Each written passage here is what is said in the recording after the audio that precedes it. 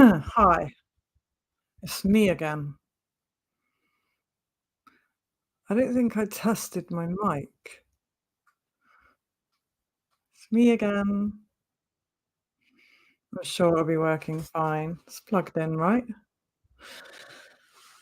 Hi. So, is anyone listening to Pink Floyd right now? I am. It's actually quite loud in here, so sorry if I'm shouting. Pink Floyd, Comfortably Numb, playing right now. Love it. So I'm jumping on. I can't even see if it's showing. Oh, yeah. Yeah. Still getting used to this. I'm jumping on in the hope that Vargan from the Vahagraphy channel will see that I'm on live and will hop on and join me because, oh, I got somebody. Is my audio okay? I sound so paranoid, don't I? I always check. I have to check now. Um, yeah, so I'm really hoping that Vargan will see this because, um, thank you. Oh, hi. Um, right, I'm gonna hide the comments just for a bit because I think it might be annoying for people when I'm constantly talking to the comments. It's just it pops up and I have to read them. So thank you very much for just confirming the audio is good. Um, and yeah, so Vargan said the other day that, oh, when you're on live, it's always like 3 o'clock in the morning here.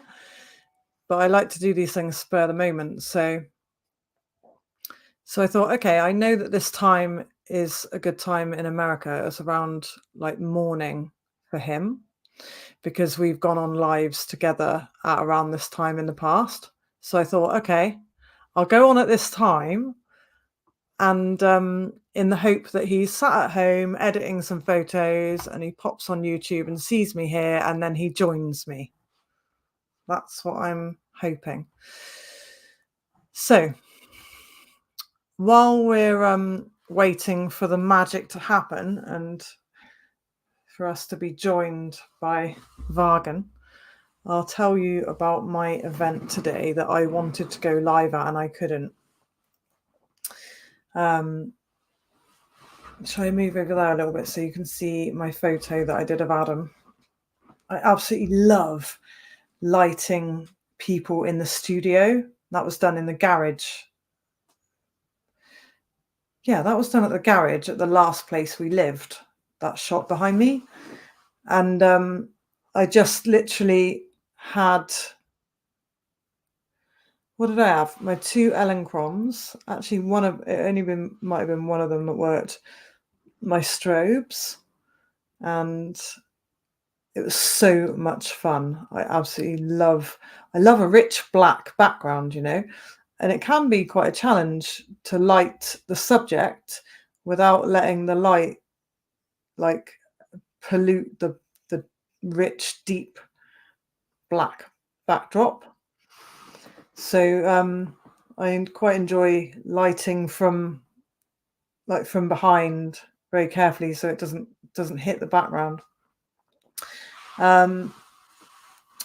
So yeah, anyway, so my event that I did this morning, I was talking about, I mean, we are talking about life and relationships and everything, but I was talking about the 6 human needs, right?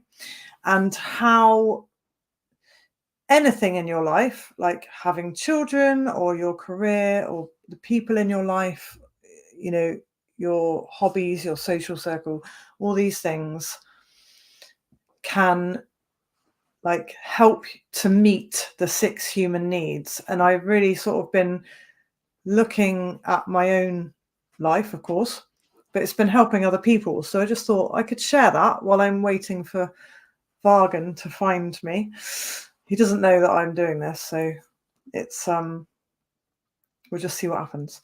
But yeah, so if you look at the 6 human needs, it's fascinating. So you've got security, variety, and like surprise, the element of surprise, right? And it's kind of that excitement of feeling like anything could happen.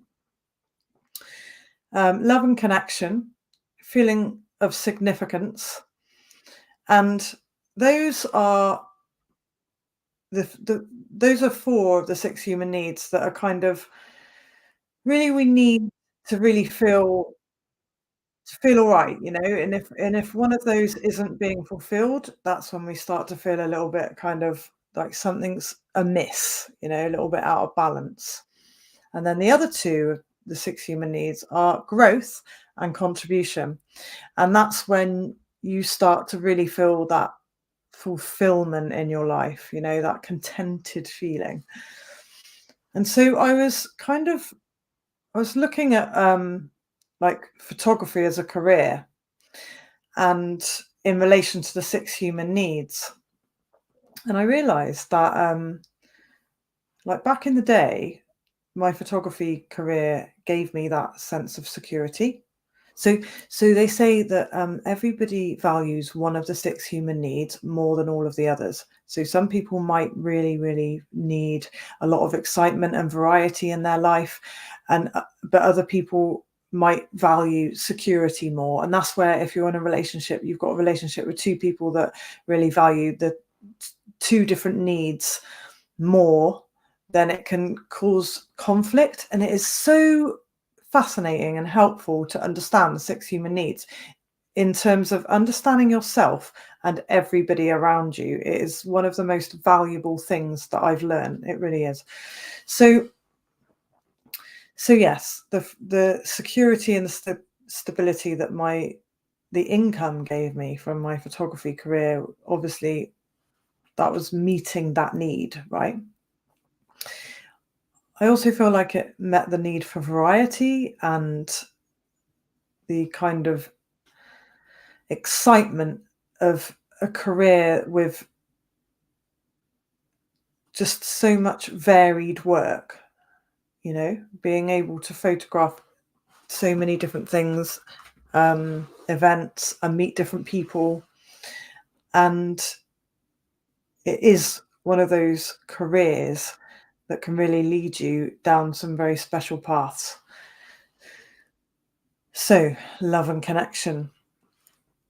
I think I certainly made some incredible connections through my time as a photographer, and I still am. Like the spiritual retreats that I'm photographing now, it kind of like an extended family, those people, when you really connect with people on that level, it's amazing. So that's another need that it fulfills. And feeling of significance, definitely. I always feel really, really proud of my work as a photographer. So, and the thing that I didn't realize before was the growth and contribution part of what I did. Because I remember joining the fire service as a firefighter, and I remember saying to my family, I don't feel like I'm doing enough to contribute with my photography. I don't feel like I'm making a difference. And that's, I hadn't learned about the six human needs then. It was just me trying to, now I realize, fill them. And it's only in the last few months that I've really realized what a difference photography does actually make to people that you're working with.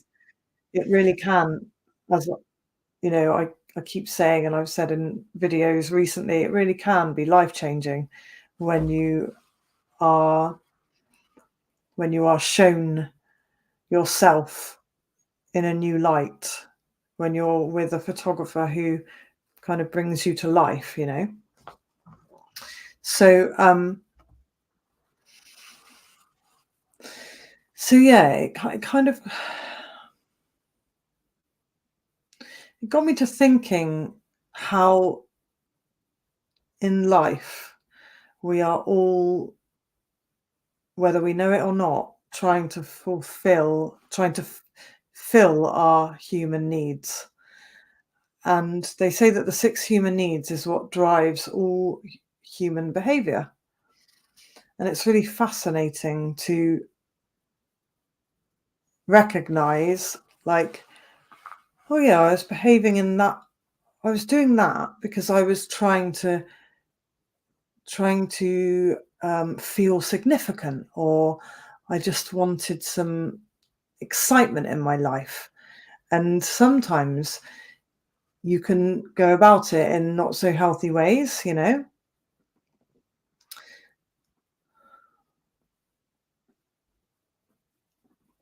I have to do this. I have to just pause for a while and just collect my thoughts and see where I'm going with that.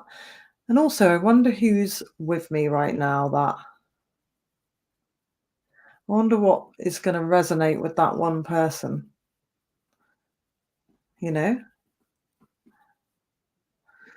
So, what I came to talking about this morning was moving on, right? So, looking back at a time that perhaps you felt like you had it all, business was good, you were busy, you had that purpose, maybe your six human needs were being fulfilled with whatever you were doing, and then something happened that meant that you didn't have that anymore.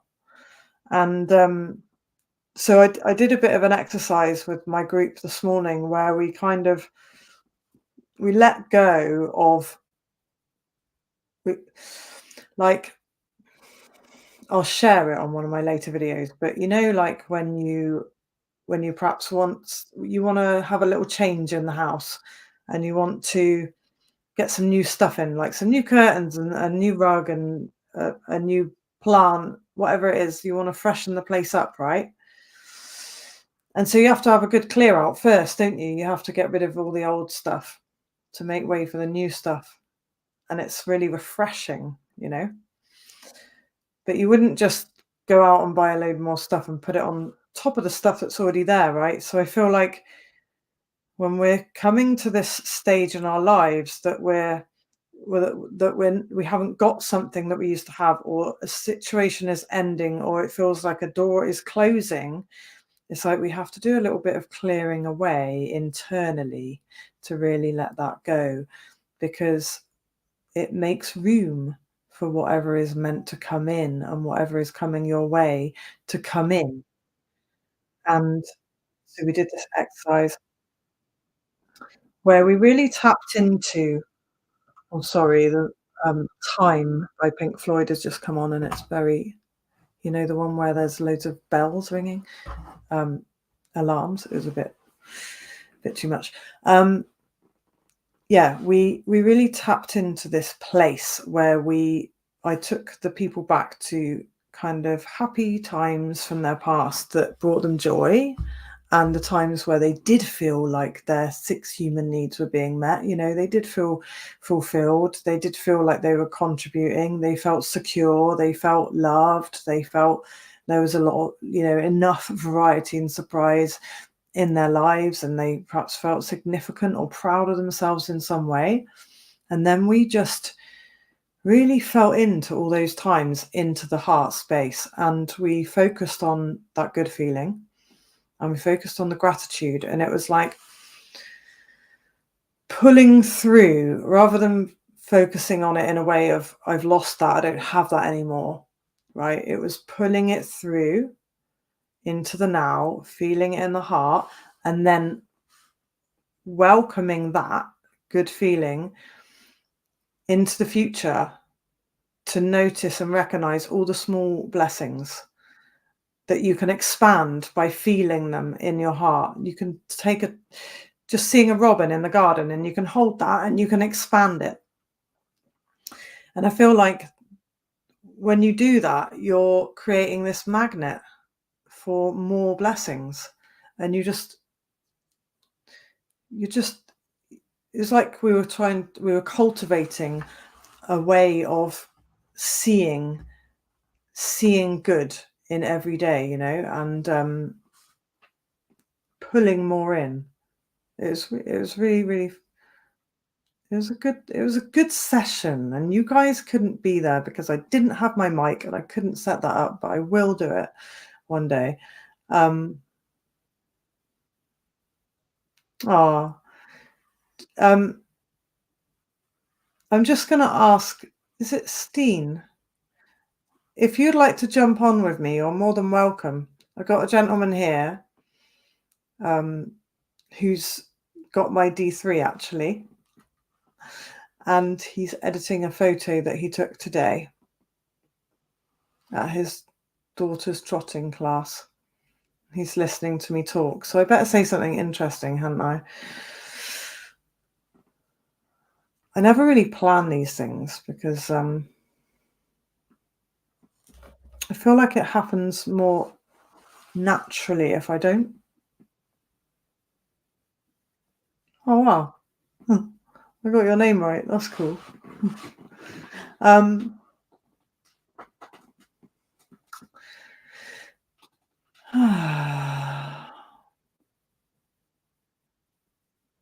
John Bigglestone, right? My husband said to me today because I've been pretty emotional. I got to be honest. Really hitting me today. And it's all these things that I help people with. It's kind of sometimes it's what I'm going through at the same time, and so we're kind of going through it together. I was a bit emotional, and Adam said to me, "Oh, what's it all about, hey?" And it was funny that he said that because that is exactly what John Bigglestone.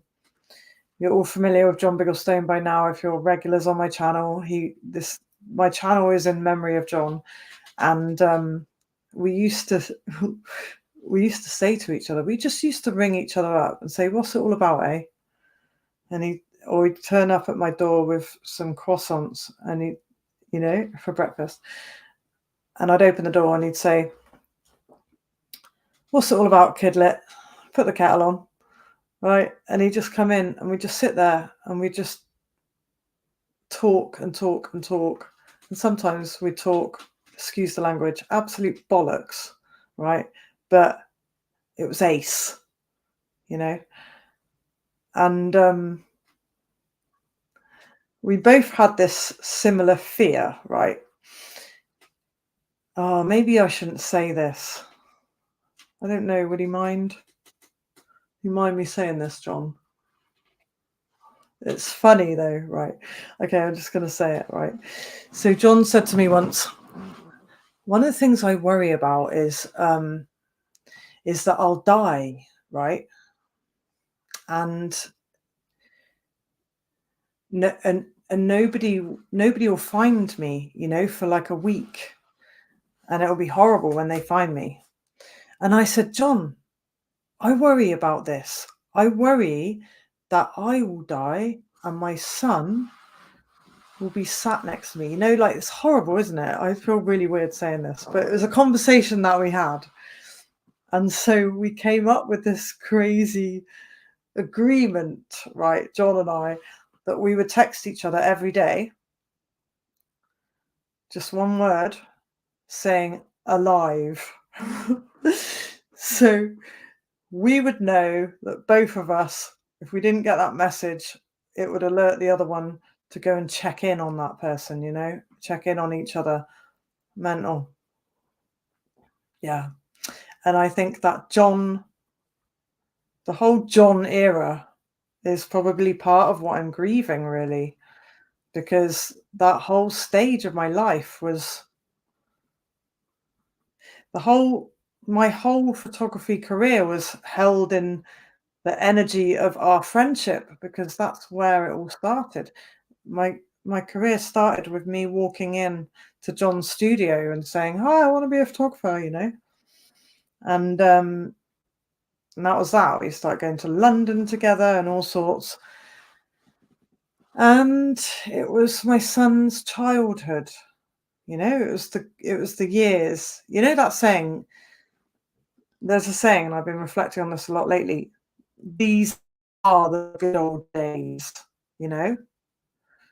And I said to my group today, I'm allowing the emotion to come, but at the same time, I'm really aware that I'm here now missing something that I had before, right?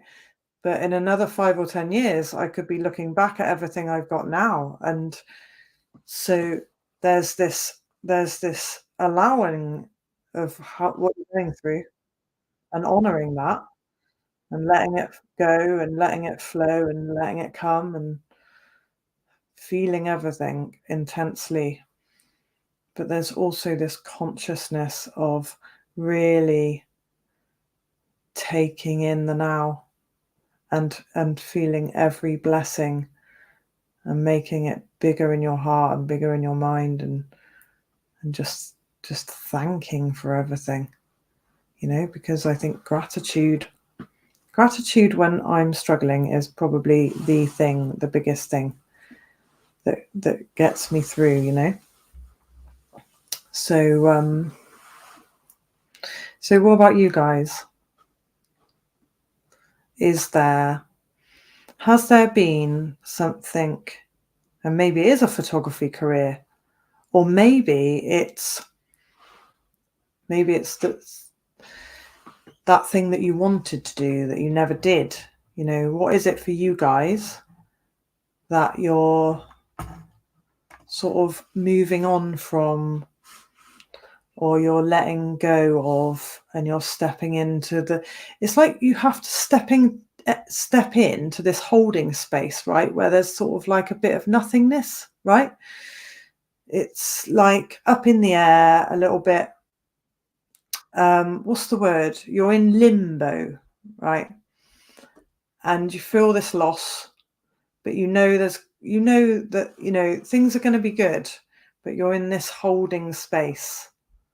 So what do you do in the holding space? Like my go-to, as I think you're aware, is healing, going inwards, you know? So what about you guys? I'm curious to know. Do you work as a photographer? Would you like to do something else? Are you doing something else? You want to do photography? I'm just going to tell you what track I'm on now. Pink Floyd, Take It Back. Oh my goodness. This is the song that I always had as my good luck song, right? My dad said to me, pick one track that, like, before exams, this was back in the day when I was at school, pick a track that you're going to play to yourself before you do something that you're nervous about, and it will be a good luck song. So I picked, when I was I was probably 15 then or something, 16. I picked Pink Floyd, Take It Back. And that is what's playing right now. What is your Desert Island CD? What would you like to do that you maybe never did that you thought you might do?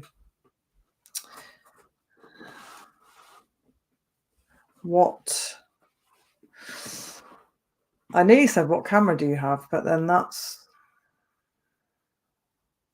kind of irrelevant, isn't it? It's sort of not irrelevant though, is it? At the moment, it's really, really relevant. Have any of you ever used a pinhole camera? I've never. Oh yeah. Steen has the same cameras as me. I reckon when I come and we do a D800 and a D3, that's crazy. Don't get my D3 muddled up with yours, because I need to know what shutter count I'm on. I can't wait to find out. I'm going to find out, but not yet. So I think I put some nail varnish on my D3 or something, because I used to sometimes I would go to like a wedding and I'd say to John, can I take your D3 with me as a backup? So I'd go with two D3s, and so I put some nail varnish on my camera so I'd know which one was which. You've got two D800s. Wow. So yeah, so are you going to shoot me with your D3? I'm just having a short conversation with a gentleman who's got my D3 at his house at this very moment in time. And when I go and collect it, he's very kindly calibrated it for me. Spot on photo you sent, by the way. He's going to shoot me with Well, what are you gonna shoot? You're gonna shoot me with the D3?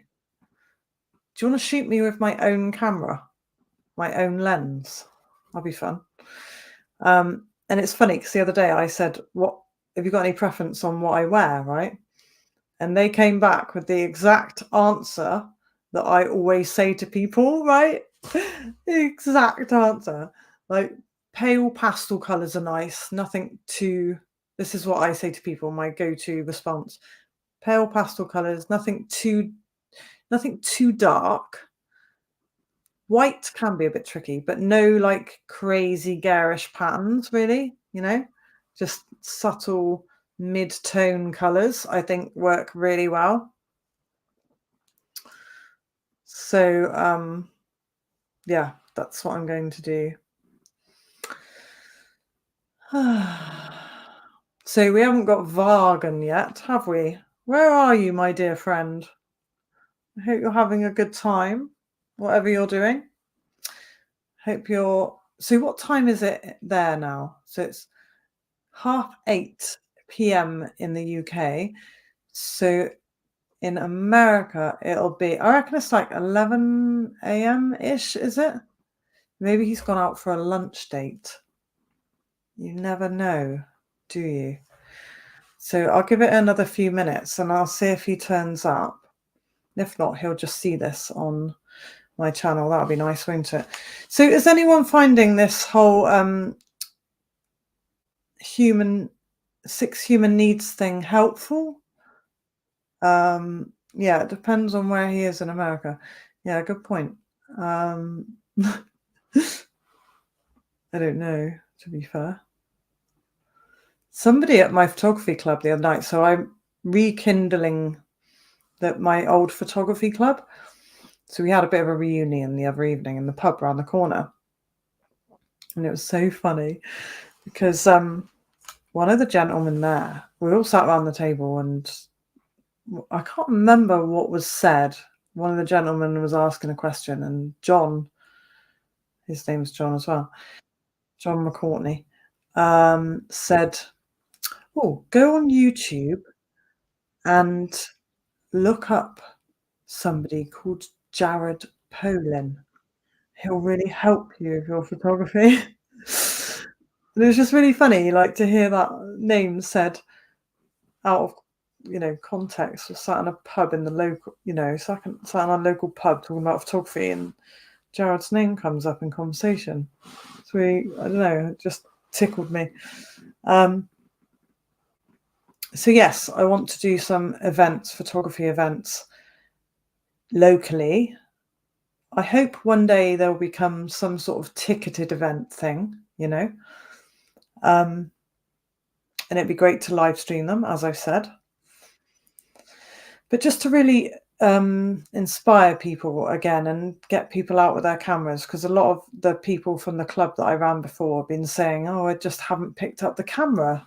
I've almost forgotten what I'm doing." So I want to share a little bit about, the basics of getting off auto settings. But really my passion, as I think you guys might know, is this what's inside. What does photography mean to you? Right? It's the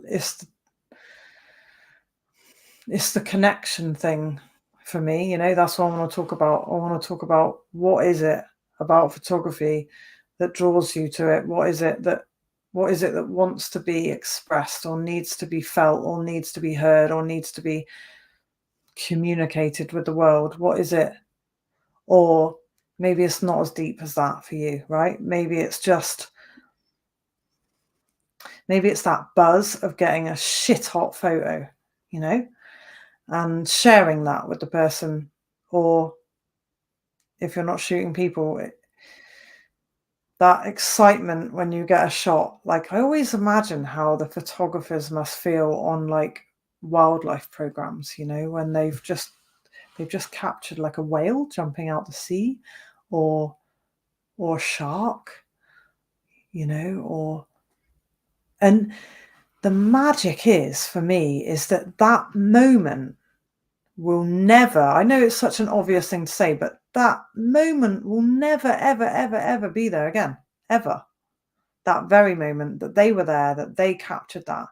And it's different in wildlife because with people, of course, like it's like that with a wedding, obviously, but you can stand two people and you can do a portrait and, maybe it goes a bit wrong. You say, "Oh, can we do that again?" And you stick them there again and they stand there and they look at each other and blah, blah, blah. And you take the shot again.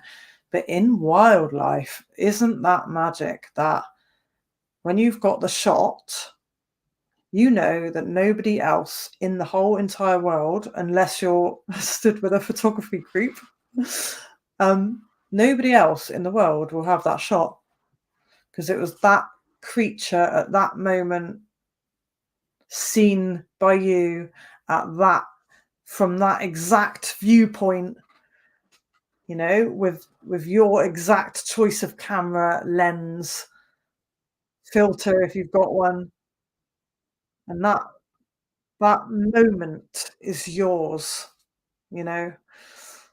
And so this is what I want to talk to people about. What does photography mean to you? What does it mean? What does it mean in your life? What does it mean in your heart? Is it a way of communicating, or is it just just a little escape from? Is it is it like your hobby that you enjoy creating something artistic, or is it something more? Is it your career? Has it become something you just do because you've always done it? Do you want to revive something that you felt for it before that maybe has been lost? That's what I want to talk to people about. So I want to know from all of you, the people that are watching this. So in the beginning, I'm just going to read this message. In the beginning, I wanted to photograph backgrounds for my D3 work because I couldn't find what I needed on the internet without it being crap quality. Oh, cool. Well, in the beginning, I wanted to photograph backgrounds. Interesting. Right, so you started out because you wanted something 3D backgrounds. Right, okay. 3D work. For my 3D work. Right, you're going to have to show me this. Just for anyone who's just come on, I'm just talking to the gentleman who's got my D3, who's calibrating it. And he said in the beginning for him, he wanted to photograph backgrounds for his 3D work. I'm finding that tricky to visualize that. So I'll have to get you to show me that when I come down and pick up my camera. And but that's great, like that ability that you can't find something good enough quality online. So you're like, right, I'm going to do it myself. And that's it. And you just do it. That's awesome. So he started with a Nikon Coolpix CP8800. Photography is an expensive hobby that has resulted in a few paid gigs.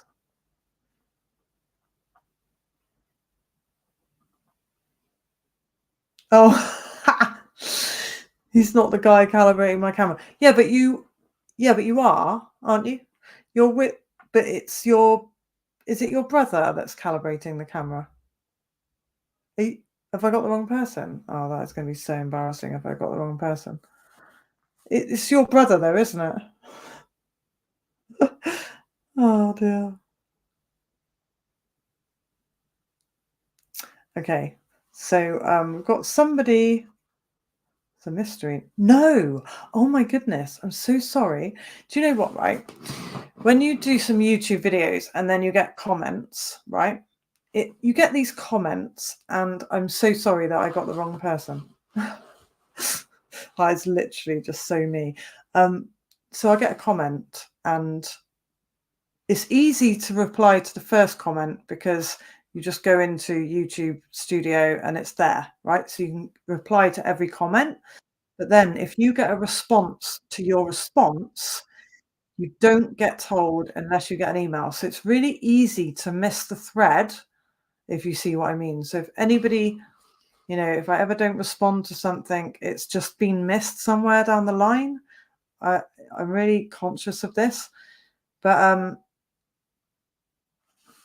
I can see this gentleman's profile picture, and I'm sure it looks similar to that of the gentleman who's got my D3.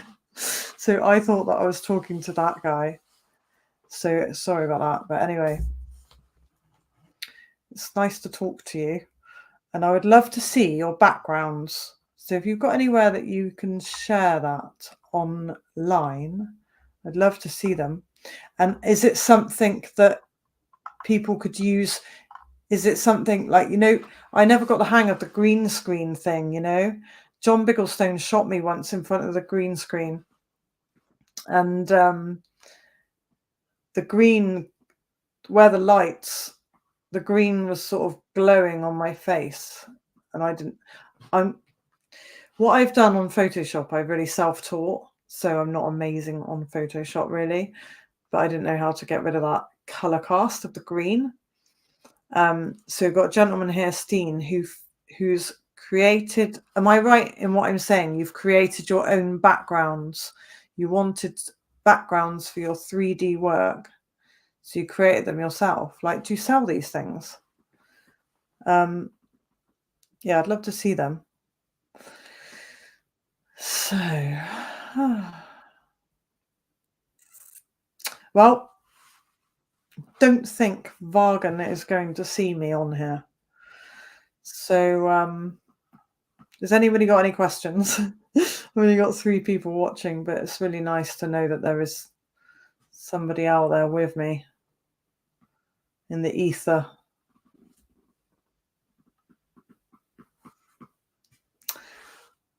So, for those that are watching after this is live, and if you've stayed this long, thank you so much for watching till the end, because it's really amazing. Helps my channel, because it's not good to have drop off.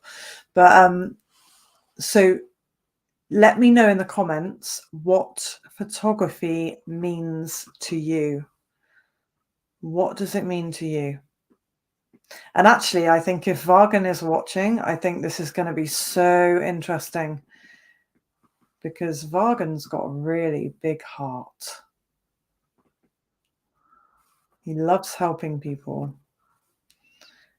And he gets excited like me about the energy of a place, like music. Oops, I keep wobbling the table, sorry. Like music and being out in those spaces and those places where you're with people. I think being around people, and photography brings that, doesn't it? It brings the opportunities where you can be with people, and you don't have to know those people, but you're connecting with them because you're photographing what they're doing, or you're there because you have a mutual interest. And I think that for many people, that is a big part of being content and fulfilled and feeling like you're in the world. I think for me it is actually feeling like I'm in the world. Photography does that for me. Yeah, because you're seeing it. You're like seeing everything on another level, and then you're creating it.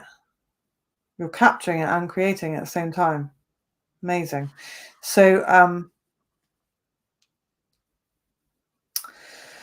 just going to close my eyes and just see if anything comes that I'd like to finish off with. Sniff some cedarwood essential oil.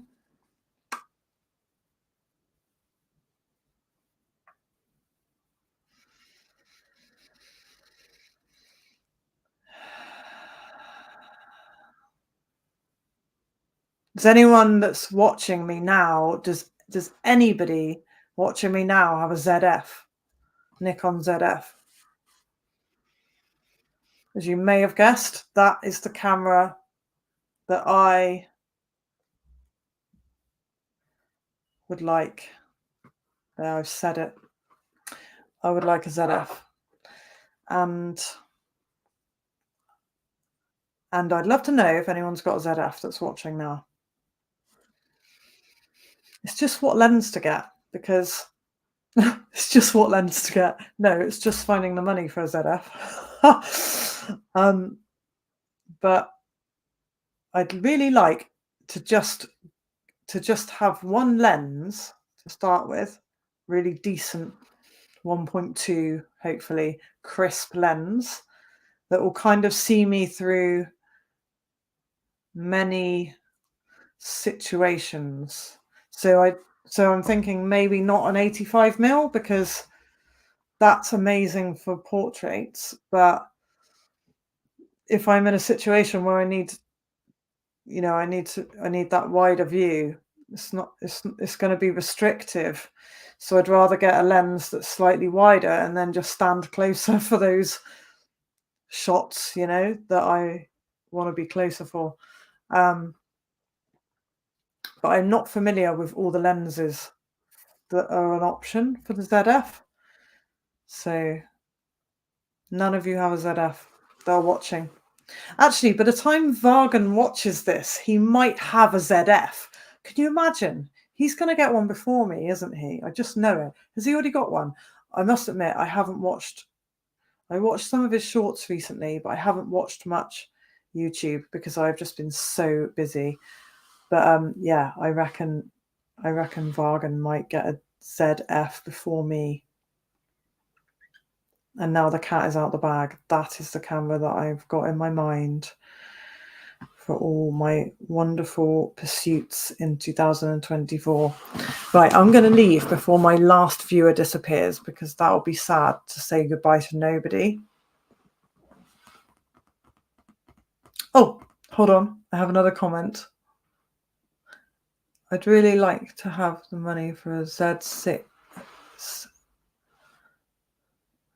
with an 18 to 200 range. Oh yeah, I'd love an 18 to 200. I really would. Yeah, just get into the mirrorless. Yeah. What is it about mirrorless that draws you to it, Dean? Is it the quietness for do you like wildlife photography? Or is it the what is it? Like, is it the quiet thing? Is it the quality? What is it about the Z6? How do you say that? Z6 Mark II? You'd like a Z6 Mark II with an 18 to 200 mil range just to get into the mirrorless thing. But you're going to see, that was the other thing that made me think that you were the gentleman that was calibrating my camera, because you've said you've got a D3 and a D800, and that's what they have. That's so spooky, isn't it? Z62, yeah. Actually, I think they might have the D810. Yeah, see, I'm not going completely crazy. There was a lot of similarities there. There was a lot of synchronicities.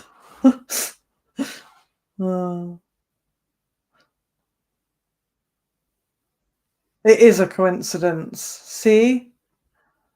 I always used to say there's no such thing as a coincidence.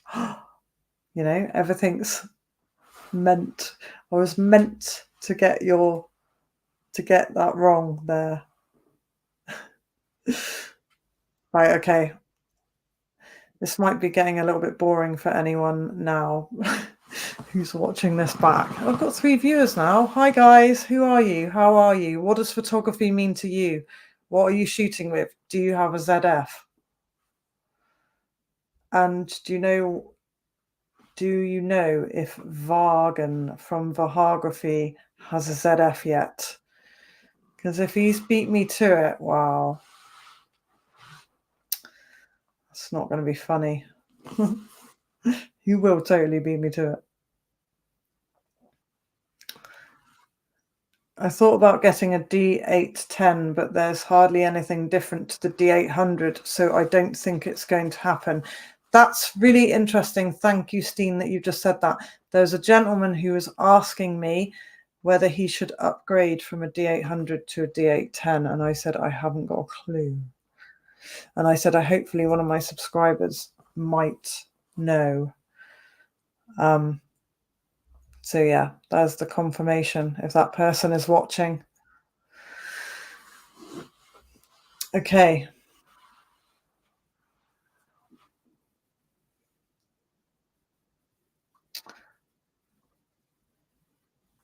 Right, this gentleman Steen, he was gonna get the he he's gonna get the he had the D800, he was gonna get the D810, but there's not much difference. Then he thought about getting the D850. Then he came to his senses and got a D3. Yes. Yes. Right, so I'm really looking forward to experiencing one of the things about the ZF is it's mirrorless, so the person that has asked me to shoot their spiritual retreats, that has also asked me to, if I can turn the noise off the D3, and I said, "No, sorry." Obviously, that's gonna be that ticked off, silent, but also it's so much lighter than the D3. I'm really, really looking forward to holding a lighter camera and hopefully not getting all this pain. It's an old whiplash injury in my neck. Anyway, not going to harp on about that, but it does set it off when I'm lifting the camera up and down a lot and doing all of that with my neck, and then looking down at my phone too much doesn't help either. So it's going to help with that. And also, that's why I need to be careful which lens I choose, you see, because I don't want to add on loads of weight onto the front. But also the flip screen, you know, to be able to look down when I'm at a job, that is going to help so much with not being in pain, you know? Do you find that, Steen? Do you get into some funny positions and then it's not comfortable, is it? So the flip screen is going to be really welcomed. Right, we're 47 minutes in, mate. I think we better call it a night. I don't think he's coming, but I think he will see this, and I think he'll appreciate that I was thinking of him. And Vargan, if you've got a ZF before me, can I borrow it? Yeah, you're with me on that with the flip screen. Steen's just said, yeah, he'd love to have a flip screen. I think it's going to be I think it's going to be a whole new world with that flip screen. I really do. I remember when I borrowed the Z9 and I was like, wow, you know, and it's really sounds like it was really novel. But I was like looking at the deer there because I was photographing this deer, but I could see it on the screen down there, right? And that did something. That did something. What was it? It was different because, like, I could hold that's what it was, I remember now. I could hold the camera down there, right? And get ready to take the shot and look down and see the deer like that, but I could also see the deer like that. So there was nothing between me and the deer, right? So this is what the flip screen brings. The flip screen is such a gift because you don't miss as much of the moment, I think, right? Because I always feel not always, but sometimes I feel quite conscious that I'm in this beautiful moment, not when I'm shooting people, because that's my job, but I'm in this lovely scene and I'm going like that and I'm covering it up. And okay, I'm looking at it through there, but I'm looking at it through the screen, right? And when you've got the camera down there, you can glance down and just make sure that you're still present with the scene. You're still there. You know, it's like you're more connected to the scene because you're not looking through the viewfinder. That was really good covering that. Because I think, especially when you're out with wildlife, you don't want to keep doing that because they're going to see the movement, right? But when you've got a camera right down there with a flip screen, you can be really still as well. So that's a biggie, I reckon. Flip screen. Right. I'm just going to read these last few comments. Yes. this gentleman, Steen, is saying, agreeing with me. I hate having to get on the ground to see the screen when I'm out in the muck. I know. The other day, or the other month actually, or week, or whatever it was, I was at the Arboretum with Linda shooting her, and it was wet. And okay, I don't mind. I get my coat and I chuck it on the ground and I lay down. But one day I'm not going to have to do that. I won't have to get all wet and mucky. It'll be really nice. You photograph landscapes more often than anything else. And I like this gentleman, he likes the solitude and being away from other people. Yeah, me too. Oh my goodness. But then your face will be lit up with the flip screen. Are you talking about like if you're shooting in the dark?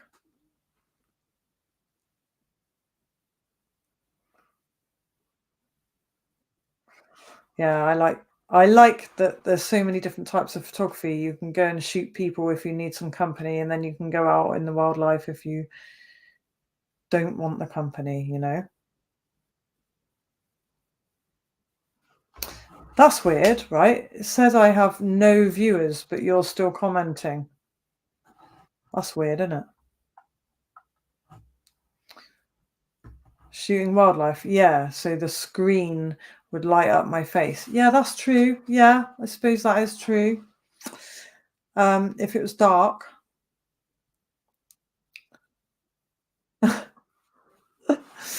Oh, right. I think I'm going to call it a night, guys. We've been here a while now. So Vargan, I'm sorry that you missed me. I'm sorry that sorry. I don't know. Sorry. Yeah, I'm a little bit sorry that I do this spur of the moment, but it's kind of how I've got to go, how I've got to roll at the minute because I have to go with my energy. So I'm on a little bit of a roller coaster right now. But we will catch each other soon and enjoy that ZF if you've got one. And I'll see you soon. Bye, Steen. Thanks for your comments. Take care. Bye, everyone. Keep the faith. Keep shooting. See you soon. Bye. Oh, hang on. I have a webcam. All right. See ya. Comment on the video afterwards, Steen. Thanks a lot. Bye, guys.